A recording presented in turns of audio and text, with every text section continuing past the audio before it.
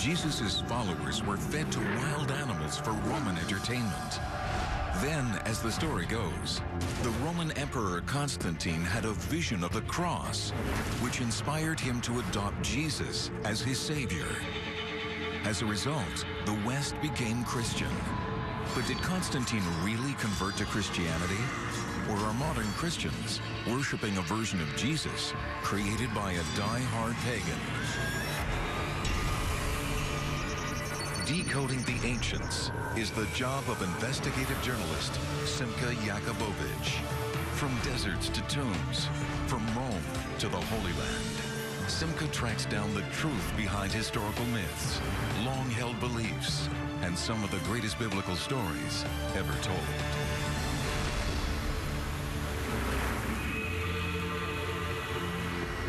Simka has come to Turkey, to the city of Istanbul.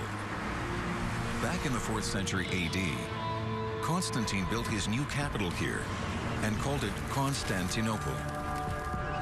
By that point, Constantine had already legalized Christianity. But it's still a matter of controversy whether Constantine himself became a true Christian. I'm underneath modern Istanbul, the city that Constantine built. Until Constantine, some 300 years after the crucifixion, Christianity was essentially an illegal movement. After Constantine, within a few years, a few decades, it would become the official religion of the Roman Empire, and the reason why so much of the world today is Christian. The question is, who was he? And the religion that he created, is it a religion that Jesus would recognize? In the 4th century AD, the Roman Empire was divided into 4 major areas. Each region had its own ruler.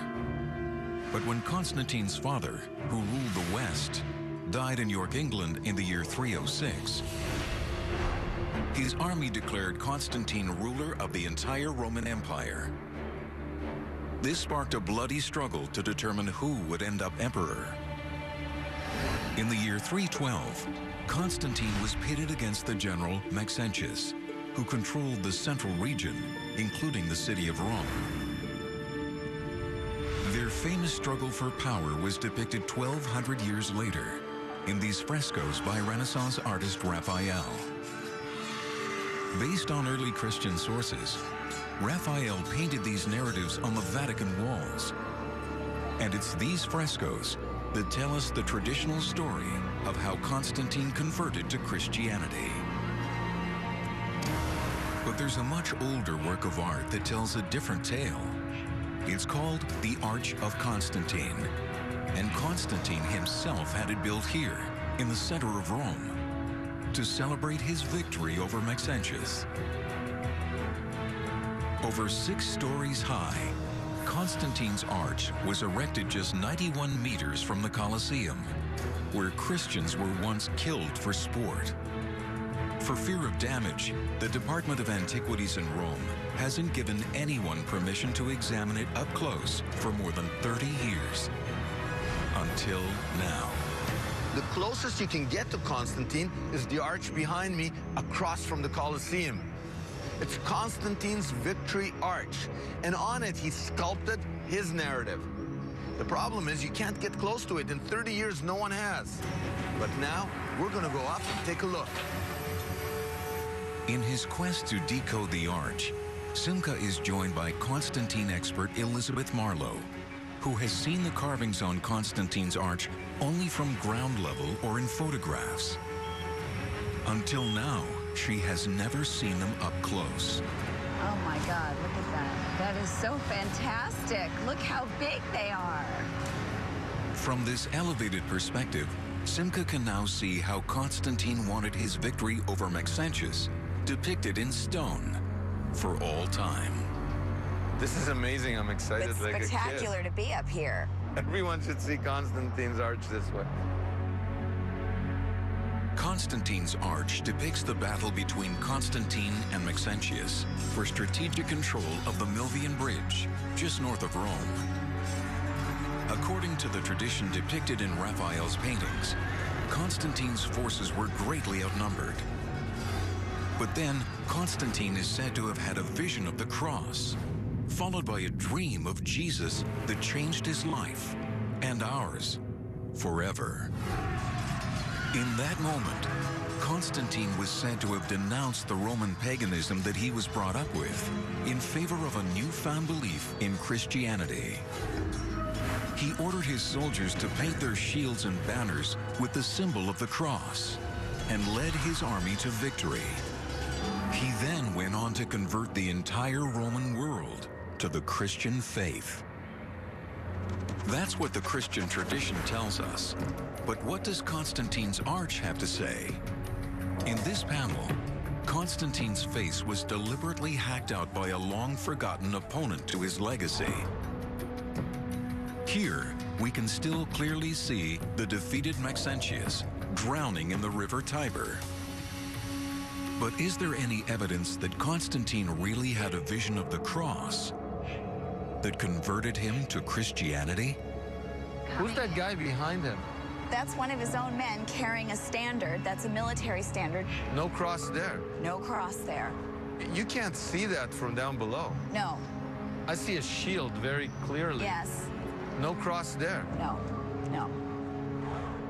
When we look at the evidence from Constantine's reign itself, the Arch of Constantine really being the best source we have in the years immediately following that battle, there's no trace of Christianity on this monument. No images of Jesus, no crosses, no Christian symbolism anywhere on his arch. Considering his vision, you would think Constantine would be championing Christianity. Is it possible that there was no vision at all? In Constantine's day, emperors had to win over the Roman army. Was the vision invented to win over Christian soldiers? But wait a minute, the Roman army persecuted Christians. It crucified Jesus. There wouldn't have been Christians in the Roman army. Maybe there were. To investigate the possibility of Christians in Constantine's army, Simca travels to northern England, once the outer reaches of the Roman Empire. It's here where Constantine's rise to power began. The area is littered with Roman military forts, like this one, located at Hadrian's Wall on the Scottish border. And it's here that Andrew Burley has found evidence of Christians in the Roman army. Now, what do you make of it? Well, this is not a random thing. This is a very purposeful thing. Now, corresponding with the cross inside the room in this building here, on the section of the wall next door, there are 7 crosses like this one, inserted into the wall, all in one section of wall. To have 7 so close together is very unusual. 3rd century Christian symbols carved into stone, but the same Roman army that crucified Jesus. Evidence that Christians were fighting in Constantine's army, even before Constantine came to power. Winning them over would have been of paramount importance. But were Christian soldiers also serving in his rival Maxentius's army? There would be much more likely to be Christians in Maxentius' army than in Constantine. And Constantine's army was largely composed of people from the far barbarian north, where Christianity had made very much less impact. So it seems Christians were well entrenched in the Roman military before either Constantine or Maxentius fought their famous battle for the Milvian Bridge. But if Maxentius also led Christians into his army, then what's so unique about Constantine's claim to be a Christian sympathizer? To learn more, Simca needs to find out what Maxentius really stood for. The only personal relics from Maxentius's reign were recently unearthed here, just meters from Constantine's arch, by archaeologist Clementina Pinella. Pinella believes that these royal scepters, spears, and weapons belonged to Maxentius himself and were venerated by his faithful followers, just as Christians venerate the cross. Ritrovato il corpo di Massenzio, Costantino taglia la testa di Massenzio e la porta in città. E Costantino, ovviamente, avendo vinto col sangue, deve dare del nemico la peggiore presentazione. Quindi Massenzio è il tiranno. I panegirici dicono le cose più terribili di questo Massenzio, i vizi più turpi gli sono attribuiti e la memoria di Massenzio viene, come al solito, cancellata. Upon his victory, Constantine tried to wipe Maxentius from history's good books by portraying him as a pagan tyrant and a Christian persecutor. Però Massenzio invece è stato un grande imperatore e Massenzio non diede fastidio ai cristiani. E io mi chiedo che cosa sarebbe successo se Costantino non avesse vinto. Che cosa sarebbe successo della nostra civiltà, che poi è piena di cristianesimo e noi siamo dei discendenti di questa battaglia. So if the image we have of Maxentius as an evil pagan tyrant has been fabricated, is it possible that the image we have of Constantine as a Christian emperor has also been fabricated? To answer that question, Simca now investigates a secret religion that claimed the most powerful people in the empire as its followers. This religion worshipped a pagan god who had an uncanny resemblance to Jesus. Early Christian history states that the Roman Emperor Constantine received a divine vision of Jesus before defeating his arch-rival Maxentius, winning control of the Roman Empire and causing the Western world to become Christian. But was Constantine a true Christian? The most important statement we have from him is his triumphal arch in Rome. On it, Simca doesn't find a single Christian icon, but he does find pagan symbols. On this panel, Constantine is surrounded by pagan gods, the god of the river Tiber, a winged goddess of victory, and by Roma, goddess of Rome. An archaeological patchwork of pagan symbolism. Compelling evidence that Constantine only adopted Christian ideas to gain favor with Roman soldiers in both his and Maxentius's armies. But winning over common soldiers wasn't enough. To gain control over the entire Roman Empire, Constantine needed the support of the officer corps and the Roman elite. Many members of these classes belonged to a mysterious cult that had been around since before Jesus. That cult was called Mithraism, named after a Mediterranean sun god called Mithras. How did Constantine mobilize both these religions to serve his own ends? Can it be that what appealed to him was a blend of Mithraism and Christianity? Did he fuse the two together to create a super religion that would allow him to gain control over the entire Roman world? Not far from the Roman military fort where Simca has seen evidence of Christian soldiers in Constantine's army, another fort was discovered in 1949 by a French bulldog sniffing for bones. But instead of bones or Christian symbols, this fort revealed a special temple built by Roman officers that were devoted to the pagan god, Mithras. My father's dog, same breed as this one, a French bulldog, was sniffing around and found the middle altar. As you can see, it's very wet here. It was all preserved due to the dampness. Now, this is close to the Roman fort? Yes, and it was 500 foot soldiers, and Mithras was for the officers. So that's why it's so small. So the Roman officer class, which Constantine belonged to, secretly worshipped Mithras at this temple. At the exact same time, an increasing number of ordinary Roman soldiers were worshiping Jesus right next door. Mithraism was an elitist and secret religion, practiced only by men. Initiates walked into this clandestine temple, lit only by a few torches. Arriving at the front of the temple, these initiates would have seen an altar to the god Mithras, rays projecting from his head. Lit from behind by candlelight, the halo effect symbolized Mithras' status as a sun god, a striking precursor to the halo that surrounds the head of Jesus. This could be mere coincidence if it weren't for the fact that archaeologists have found the remains of Mithraic temples all over the Roman Empire. And more often than not, Those temples were found hidden beneath the world's first Christian churches. To see one of these Mithraeums, Simca now goes to the Santa Prisca Church in Rome. Here, excavators pulled up the floor of the church and discovered one of the largest Mithraic temples ever found. In cavernous, dark rooms like these, the Roman elite would worship in secret. This is amazing. I feel like I'm in the Notre Dame Cathedral of Mithraism. Well, this is a pretty sizable one.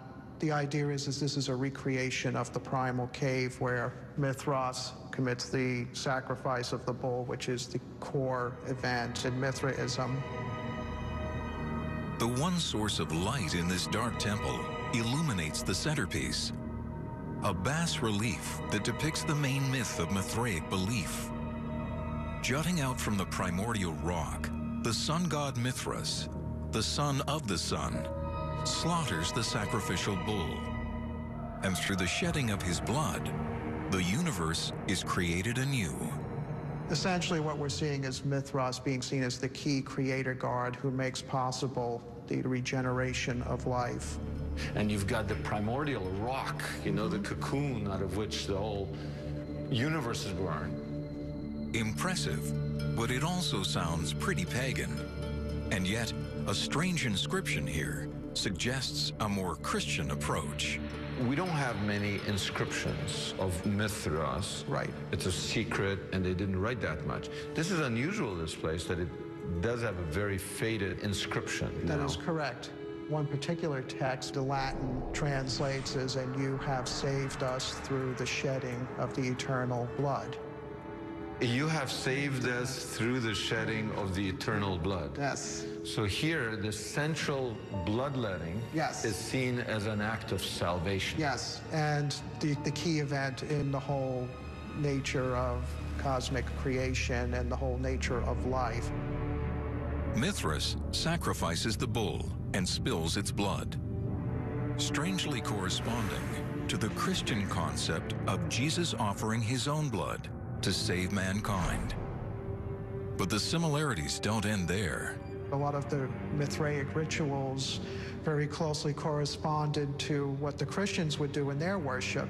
The sacred meal that they would participate in is taking the body or the blood of this sacrifice by sharing a meal of bread and wine. Here? Here. So it's communion. It's basically a communion, a Eucharist. And those who partake in this feast will live forever.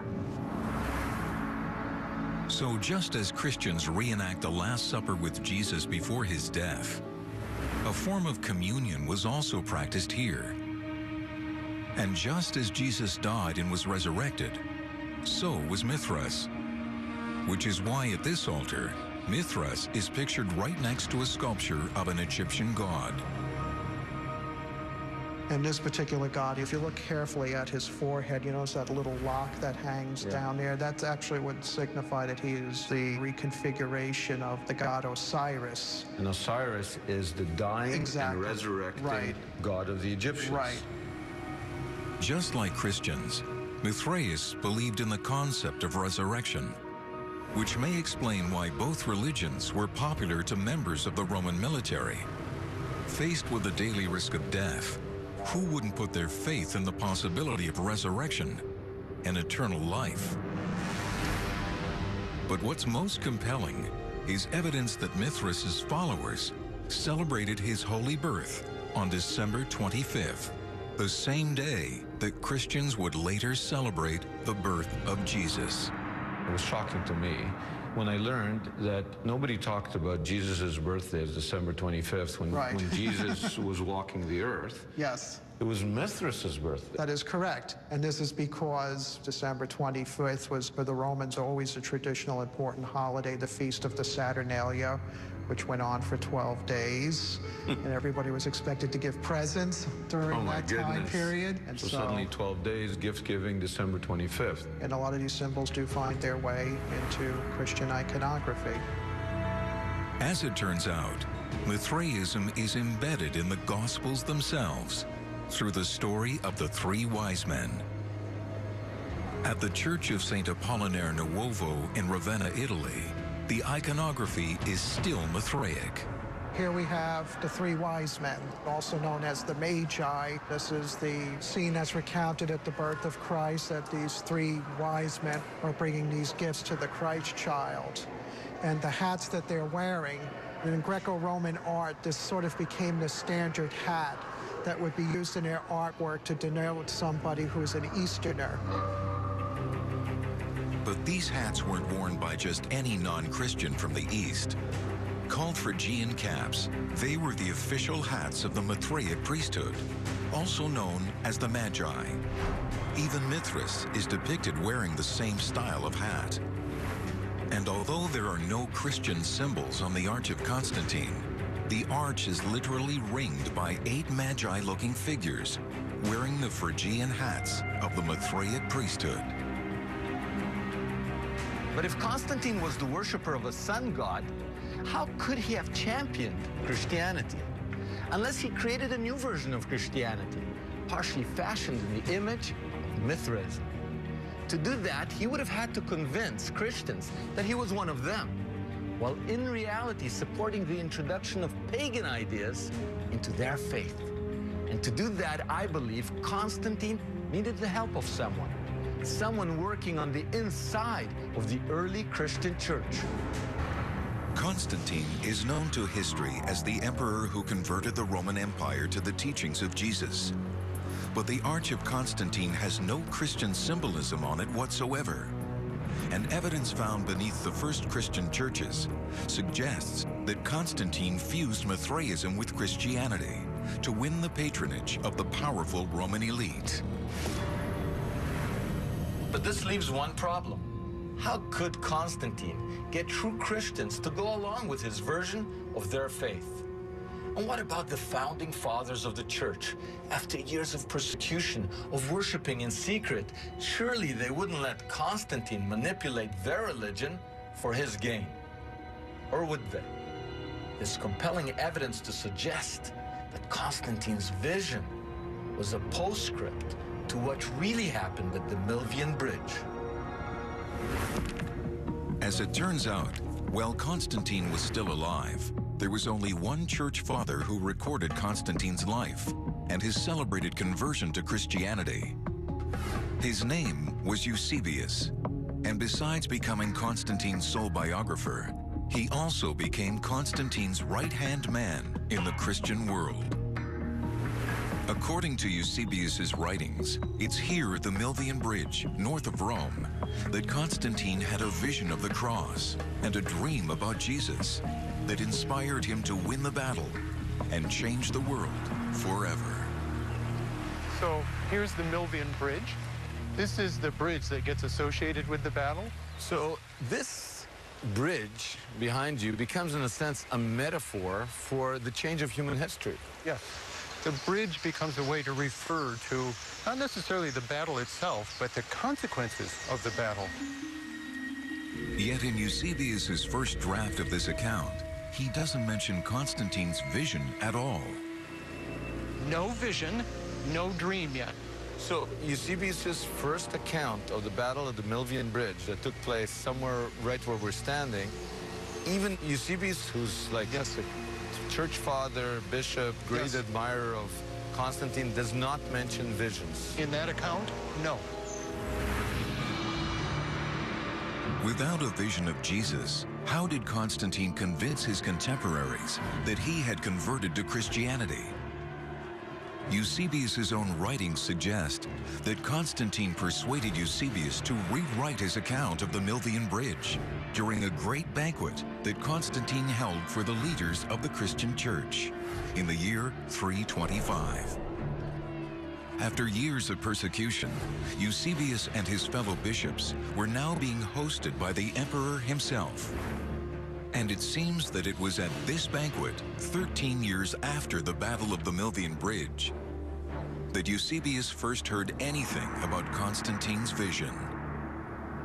So Constantine tells the story about the vision of the cross before the battle at the Milvian Bridge. When Constantine tells the story, he emphasizes, first of all, the vision of a cross in the sky at noontime. Secondly, He then had a dream in which Jesus Christ himself appeared and explained the vision to him. Almost like he's a prophet. He has visions, he has dreams. Jesus speaks to him. Precisely. And here, in these original texts by Eusebius, one can see the impact of Constantine's story on Eusebius and his fellow bishops. So here's Eusebius's description of the banquet. He compares this banquet with the emperor to the coming of Jesus. And Christians had anticipated if there was going to be a Christian ruler, it might well be Jesus come back to earth. And now suddenly it turns out to be the emperor himself. Now portrayed as a Christ-like figure, Constantine turned his so-called vision into the official history. And that history was soon propagated by Christian art. Here we have Raphael. Yes. Now, Raphael, when he paints the vision in the sky. It's a cross. By this sign you will conquer, and so on. This is mythology becoming history. Yes. Even without knowing the narrative, you just want to stare at these frescoes. So this is sort of a last attempt to reaffirm this papal narrative, which had already been shown to be a fiction. A myth based not on history, but on a fiction. But if Eusebius's biography of Constantine represents the myth, what did Constantine really believe in? The only direct link we have to Constantine is his arch, which is adorned by pagan symbols. But on it, we can also see reliefs depicting 3 former emperors: the philosopher Marcus Aurelius, the conqueror Trajan, and the statesman Hadrian, all stolen from previous monuments and strategically recycled for his arch.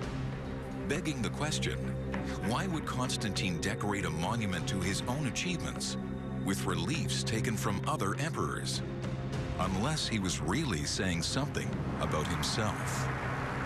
Isn't he telling us what everybody thinks are winners are really losers? And me, I'm the real winner. At the end of the day, I'm going to refashion the world in a way that Hadrian, Trajan, and Marcus Aurelius could not even imagine. I would agree with you that Constantine would have been very happy if people looking at his arch had been able to take away the message that he is going to supersede the legacy of even Rome's best previous emperors. But how is he going to do that? The answer may lie at the very top of the arch. Here, there is an inscription, and it states in Latin, Instinctu Divinitatis, which describes Constantine as divinely inspired. But if it's not Jesus who's inspiring him, which God is? When looking at what's depicted on his arch, what we find are pagan gods from the Roman pantheon, and none so prominently rendered as the sun god Apollo. The light is amazing. And it's so appropriate with the rising of the sun god right there to have it illuminated by the sun this way. Before Constantine's alleged vision, he followed the official religion of the Roman Empire, the imperial cult, a pagan religion that worshipped Apollo above all else. Much like the pagan god Mithras, Apollo was the sun god that represented the light of creation. According to the imperial cult, Constantine, as emperor, was a superhuman avatar, the link between Apollo and the rest of humanity. And from the archaeology, it's clear that Constantine bought into this idea completely. He commissioned this 12-meter statue of himself. And not surprisingly, the statue came with an enormous head. Built into this statue's healthy hairline may be evidence that Constantine believed he was more than a mere representative of Apollo. There are dowel holes that certainly were for some kind of insert, and it seems likely that it was for a rayed crown. That's not Christian to me. To me, that's saying, I am God. Right. There's absolutely no humility in any of Constantine's self-fashioning. I mean, he's very happy to have a 40-foot tall statue of himself looming over this space in the center of Rome. He allows cities in the north of Italy to erect cults to his family, to worship him as a god. He is aloof, he's Yes. giant, and he's Yes. godlike. Yes, he's superhuman. He is superhuman. The image of Constantine with sun rays emanating from his head not only matches the earliest images of Apollo, it also matches the iconography of Mithras. And is it just coincidence that Christian art begins to depict Jesus the same way, with a halo of light around his head? Or was Constantine combining all the gods of light into one? When Constantine claimed to have had a vision of the Milvian Bridge, which religion was Constantine truly embracing? Did Constantine abandon paganism for Christianity? Or did he blend Apollo and Mithras into Jesus Christ, and then refashion all three in his own image? As it turns out, when Constantine had his arch built, he topped it off with a bronze portrait of himself. Destroyed in antiquity, this statue depicted him riding the same kind of chariot as Apollo, seemingly taking off into sunny skies. Constantine is known to history as the first Roman emperor to convert to Christianity, legalize it, and thereby change the world. But the archaeology he left behind suggests an alternative history. His triumphal arch is covered with pagan symbols, and from the statues he erected of himself, it seems that Constantine not only worshipped pagan gods, he saw himself as having a special relationship with them. If Constantine saw himself as divinely ordained, he would have seen his reign as a new founding. He would have believed that he was responsible for changing the course of human history. And the new founding needs a new capital. Rome would no longer do. So he went to what is today Istanbul in modern-day Turkey, and he founded a new capital for his new empire. He didn't name it after Jesus or the apostles. Rather, he stayed true to his nature, and he named it after himself. He called the new city Constantinople. He left Rome, and he certainly never returned there again. Settled on this incomparable site. It bridges the two continents. It's strategically and tactically located in virtually an ideal position, easily defended. And I think he wanted a monument to himself. He wanted his own city with his own imprint on it. Despite Constantine's reputation as the first Christian emperor, the most dominant feature of Constantinople's skyline was not a Christian church, but a giant column that was once topped by a huge bronze statue of the sun god, Apollo. The statue is long gone, and the column is under renovation. But at the time of Constantine, people were worshiping the sun god here. When the city was built, this was a big plaza or forum, and that column was in the center of it. It's about 100 feet in the air. What's significant about it is that in subsequent years, Christian bishops and theologians were very upset about the fact that the people of Constantinople conducted divine services here. And yet, Constantine's statue of Apollo was not like other pagan images. He did make a slight modification to it. He replaced Apollo's face with his own. But what's even better is the tradition continues that in this statue, he put a relic of the true cross. So he's attaching relics of Jesus to, or inserting them in this statue. So he erects a statue of himself, and this statue depicts him as Apollo, but for good measure, we've got a little bit of the true cross mixed in. Yes. Did Constantine pull off the greatest hoax of all time by pretending to be a Christian? Was he actually equating himself with both Apollo and Jesus? Or did he merely see himself as their special emissary? To find out, Simca returns to the arch.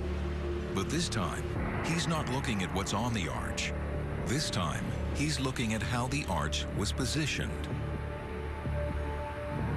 From this bird's-eye view, he's reminded that Constantine's arch is off-center by almost 2 meters from the original road that ran through it.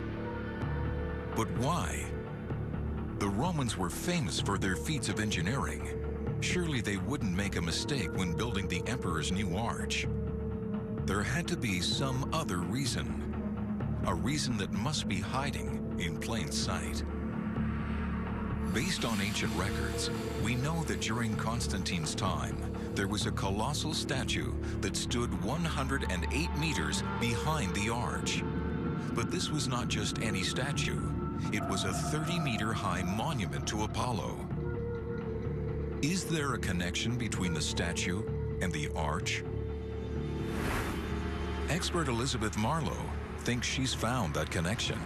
So then I started playing around on the living room floor in my apartment, where I made a little cutout of the arch and I propped it up, and I got a doll and I set him up and then set the arch up in front of him, and I worked out the proportions very carefully, lying down and peering through the central passageway. For me, that was the aha moment. Based on her living room reconstructions, Marlowe came up with a compelling new theory as to why Constantine's arch was built where it was. But to prove her theory, Marlowe first had to brave rush hour Roman traffic so that she could gain the right perspective. The evidence on the ground confirmed her hypothesis. Constantine's arch was built off-center on the road so as to perfectly frame the Colossus of Apollo behind it. According to Marlowe, as you entered Rome, you would have seen Apollo's head looming above the statue of Constantine on his arch, as if watching over Constantine. But as you moved closer to the arch itself, the sun god would have dropped below Constantine until he was left standing in the center of the main archway. At the point when the statue is framed in the central passageway, it is the figure of Constantine that is now looming above in the sky. As the sun is setting, what is rising is Constantine, yes, yes. The arch is literally a reframing of the sun god, with Constantine on top of the arch. Marlowe has revealed a clear example where, on the surface, Constantine seems to be putting himself under Apollo, but covertly, he is letting us know that he is greater than Apollo. Can it be that he did the same with Christianity, seemingly worshiping Jesus, while replacing Jesus with himself? Our investigation has revealed that Constantine merged the great pagan sun gods Mithras and Apollo and replaced their images with his own. Maybe that's not blasphemy by Christian standards, but it does tell us what Constantine thought of himself. By depicting himself with rays of light coming out of his head, Constantine was telling the world that he was to be worshipped as a god. Now, where does that leave Christianity? Was Constantine willing to step aside and bow down to the king of the Jews as any Christian would? I don't think so. I think Constantine took Jesus and refashioned him in his own image, thereby turning the anti-Roman rebel we read about in the Gospels into a symbol of Roman imperialism. To find evidence for this, Simca travels to the Archbishop's Chapel in Ravenna, Italy, where there's a 6th century mosaic that depicts Jesus in a whole new light. That's a mosaic of Jesus dressed as a Roman soldier. Although if you look at it more carefully, you can see that he's actually a Roman emperor dressed for command. He's got the military equipment, and of course he has the cross over his shoulder. So you can kind of see that Christ is also taking on the role of being the Roman emperor. He's depicted as the emperor. As the emperor in a military role. So Constantine didn't start running around dressed like Jesus. Right. He got Jesus to dress like him. Right. The irony is that after Constantine, Jesus, who had been crucified by the Roman army, was now depicted as its leader. But what was Constantine's goal? Was he trying to change Jesus? Or was he trying to replace him? To answer this question, Simca now looks into the plans Constantine made for his own funeral. Well, he was actually buried in Constantinople in the Church of the Holy Apostles, which no longer exists. It was reported that he was buried with the 12 apostles surrounding him. So Constantine prepares his burial by creating a real coffin for himself. Right. And then these pretend coffins for the other disciples. Right. If you take Jesus' place, one way to interpret it is I am Jesus. Well, you could see it that way. On earth, the Roman emperors do become the stand-in for Jesus, because now with the Christian Roman Empire, the emperor takes on the role as being the leader of the worldwide Christian community. But by taking Jesus' place, did Constantine see himself as someone who could promote Jesus' message or subvert it? Can the arch also answer this question? From this high vantage point, Simca suddenly makes a discovery that would have never occurred to him below. How you position something relative to something else, that's sacred geometry. He's essentially putting himself in a relationship with the Flavians. Just on the other side of Constantine's arch is the famous Colosseum, built by the Emperor Vespasian Flavius. Across on the left is a triumphal arch built by the same emperor's son, Titus Flavius.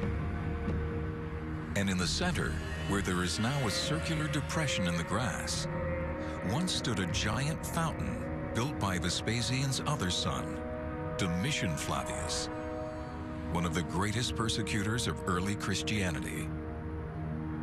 Why would Constantine want to associate himself so intimately with the Flavian dynasty? As it turns out, the first-century Flavian emperors have gone down in history as the men who destroyed Jerusalem and the Holy Temple in it. They could literally boast that they had torched the house of God. Jesus wept for the destruction of the temple. In contrast, by positioning his arch in close proximity to the destroyers of the temple, Constantine was permanently linking his legacy with theirs.